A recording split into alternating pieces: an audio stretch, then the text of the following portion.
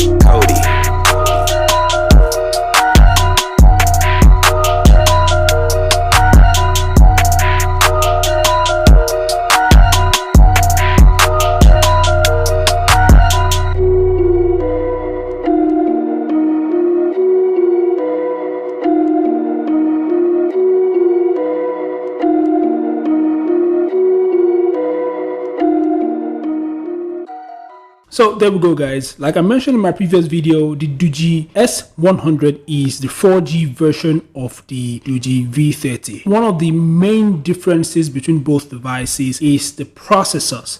The Doogee S100 is powered by the Helio G99 while the V30 is powered by the Dimensity 900. I'd like to hear your thoughts about both devices, so make sure to share them in the comment section below. Thanks for watching, subscribe to the channel, and I'll see you guys in the next update.